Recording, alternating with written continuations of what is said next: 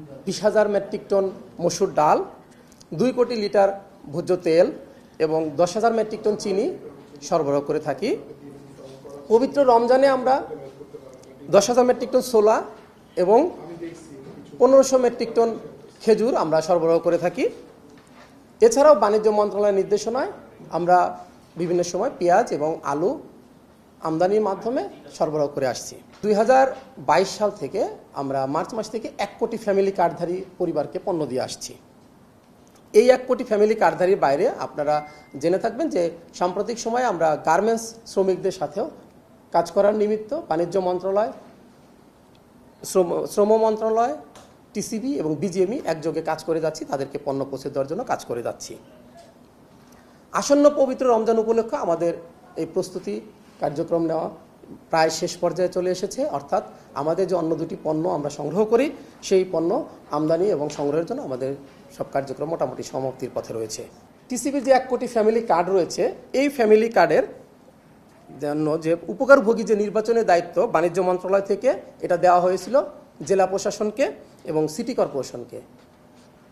তাদের থেকে স্থানীয় পর্যায়ের ইওনো অফিসের মাধ্যমে জনপ্রতিনিধিদের দ্বারা এই কার্ডগুলো এবং সিটি কর্পোরেশনের কাউন্সিলরের দ্বারা এই কার্ডগুলো সম্পাদন করা হয়েছে।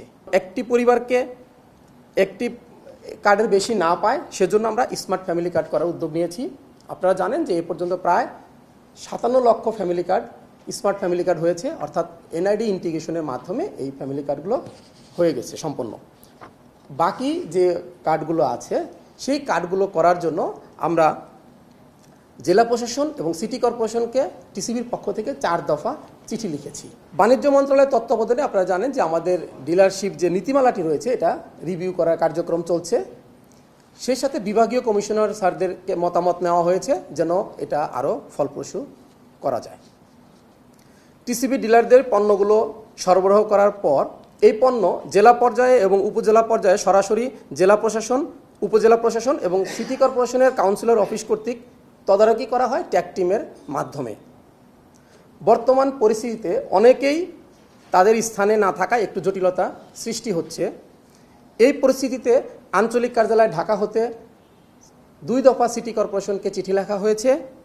এছাড়াও টিসিবি প্রধান কার্যালয় থেকে ডিসি অফিসে এবং সিটি কর্পোরেশনে চিঠি লেখা হয়েছে যেন যার যে দায়িত্ব সেটি সঠিকভাবে পালন করে। পূর্বেও যখন টিসিবির ট্রাক সেল হতো, ট্রাকে একটা নির্দিষ্ট সংখ্যক পণ্য দেওয়া হয়। আমরা এখন কিন্তু 350 জন পরিবারের জন্য পণ্য দিচ্ছি।